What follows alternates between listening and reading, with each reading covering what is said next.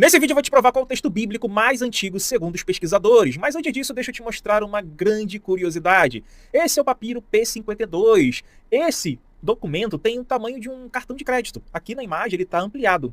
Esse papiro P52, ele era datado inicialmente por volta de 125 da Era Comum e era considerado o santo graal das origens bíblicas e inclusive usado como evidência de uma possível comunidade cristã no primeiro século, o século em que Jesus e seus discípulos teriam existido. E se você reparar aqui, você vê que tem a palavra aletheia nesse pergaminho, que significa a verdade.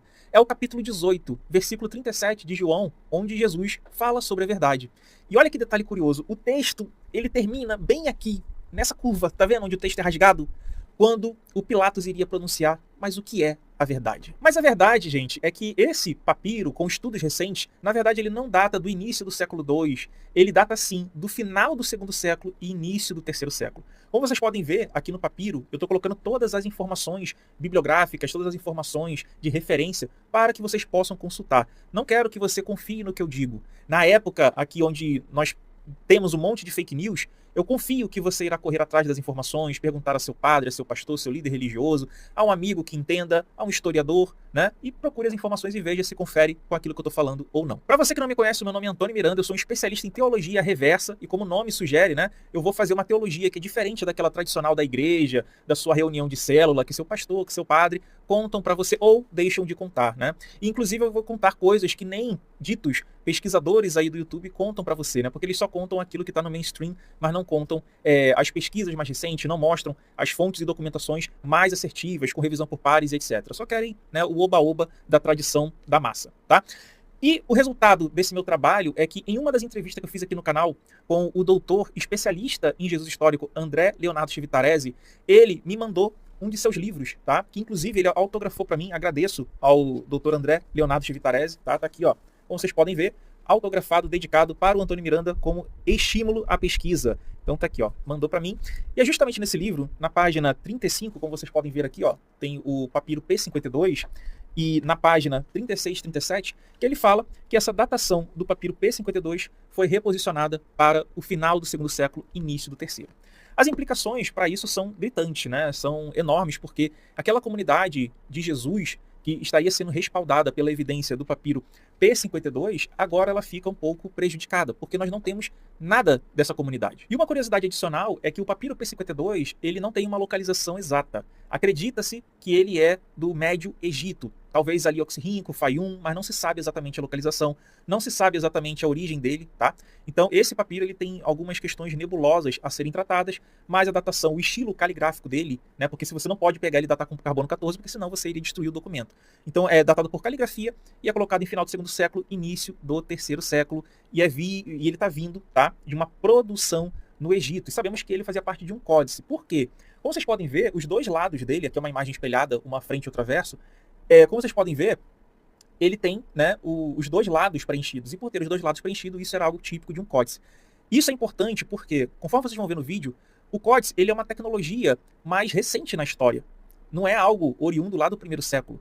Então, os primeiros textos cristãos, eles já estavam usando tecnologia avançada. Eles já estavam usando, como você vai ver aqui no papiro 46, Nominas Sacra. Ou seja, são abreviações editoriais, de equipe de produção em massa, que estavam fazendo esses manuscritos já com essas abreviações, com os títulos, os nomes em cada evangelho, ou seja, é uma equipe editorial que está trabalhando nesses documentos, nesses manuscritos.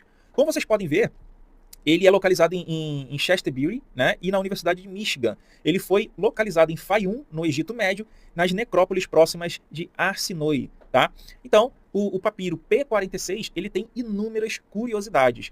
Por exemplo, o autor do papiro 46, ele dobrou as folhas e ele não calculou direito. Quando ele vai chegando próximo do final do texto, ele vai encurtando a distância das linhas e fazendo cada vez menor a sua inscrição, para poder caber. E visto o tamanho do manuscrito, sabe-se que muitas documentações não caberiam nele. Novamente, o P46 também é um códice, não é um papiro, um rolo que você estendia. Ele também está sendo escrito frente e verso, encadernado, e ele é feito por uma equipe editorial, tá? Essa informação tem que ficar na sua mente. E o engraçado é que se os cristãos dessa época olhassem para a sua Bíblia, para o seu corpus paulino contido na sua escritura hoje, eles diriam, gente, vocês organizaram tudo errado. Porque no P46, só para vocês terem ideia, Hebreus está logo após Romanos, sendo um dos grandes corpos paulinos. Então, na igreja primitiva, eles não tinham essa noção de que Hebreus era um apócrifo ou era de um autor anônimo, como se tem hoje, ou como os cristãos tardiamente vieram a colocar como sendo assim. Para os autores, os editores de P46, aquilo ali fazia parte sim dos escritos de Paulo. Ou seja, na crítica moderna, ninguém sabe quem escreveu Hebreus. Ninguém sabe sequer se existiu um Paulo.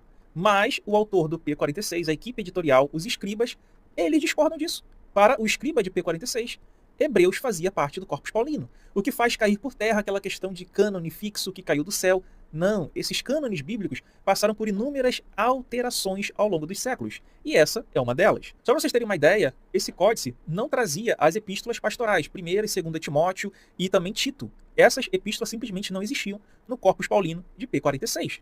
Ou seja, no cristianismo do século III, os cristãos nem saberiam de muitos dos livros que estão na sua Bíblia hoje. E um deles, é claro, é o livro do Apocalipse, que também não contém nos primeiros escritos cristãos. E se você já achou a bagunça com o P46 algo absurdo, imagine o que você vai falar sobre o P66. Sim, esse papiro, nós temos aqui uma das versões mais completas com as obras de João e, pasme, nele não contém aquela passagem mais famosa de Jesus, aquela que você adora ver na televisão, no teatro.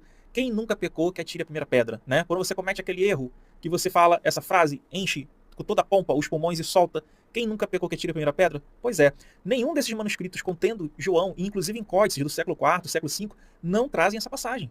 Essa passagem é academicamente atestada como sendo uma interpolação, que é um termo e um jargão técnico, bonito, polido, para dizer que é uma fraude tardia. Isso foi acrescentado, uma corrupção no texto que foi acrescentado e ficou na sua Bíblia aí até hoje. E tem um detalhe nesses textos, tá, galera? E isso é mais evidente aqui no P66, é que esses caras erravam, tá?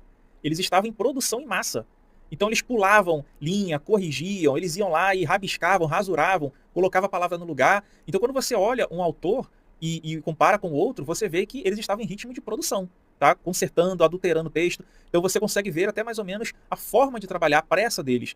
Tanto que alguns deles foram encontrados num lixão no Egito e outros em monastérios. E aí você vê que uns têm uma produção mais calma, outros uma produção mais agitada. Tá? Então isso você tem que ter em mente na hora de avaliar esses documentos, esses papiros. Esse, o P66, por exemplo, ele é famoso por essas correções. Né? O autor está rabiscando, ele está mudando tempos verbais, mudando o sentido narrativo. Ele está fazendo isso o tempo inteiro. Então veja que a Bíblia que você tem hoje, ela é fruto de adulterações ao longo do século II, ao longo do século III, que vinha sendo feita constantemente por essas equipes editoriais ali do Egito, tá? Não é a Bíblia que você tem hoje de forma alguma, é a Bíblia que saiu do autógrafo do autor anônimo ali, talvez, do segundo século, mas a gente já vai ver isso. Uma outra curiosidade sobre o P66 é que ele era tido por muitos apologetas como uma joia, né? Uma joia rara, porque ele estaria evidenciando que a Bíblia foi pouco alterada. Só que isso não é verdade. O texto de P66 atualmente está num debate para que ele possa ser, inclusive, datado no século IV. Tá? Então está aqui as referências bibliográficas, tudo certinho, os artigos, para que você possa conferir, você possa pesquisar e não confiar naquilo que eu estou falando. Você vai conferir por conta própria, perguntar a um amigo ou coisa parecida.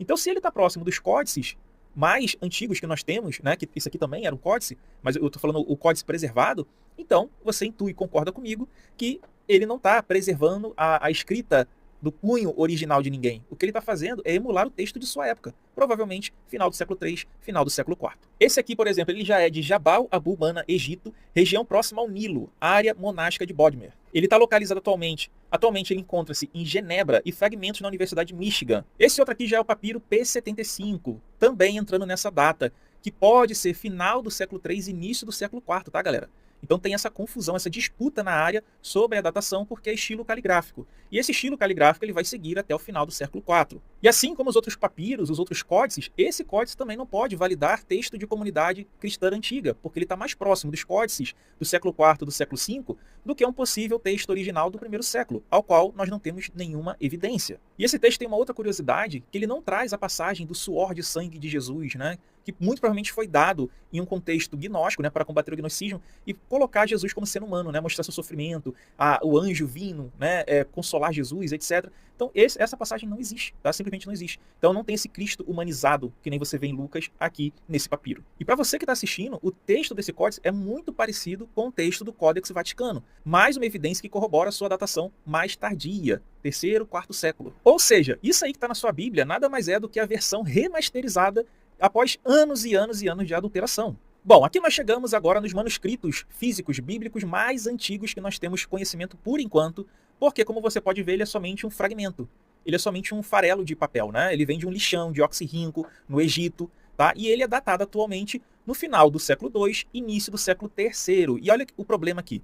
Como ele é um fragmento, datar, né, você ter um texto longo o suficiente para você comparar com outros estilos, ver se pertence ao final do século III, início do século IV, você datar isso fica muito difícil. Então, atualmente, atribui-se a datação desse papiro, o P90, a final do segundo século, início do terceiro século, tá? Então ele seria, no lugar do P52, que foi redatado, um dos papiros mais antigos da Bíblia. Mas cuidado, em muitos sites cristãos você pode ver esse papiro sendo datado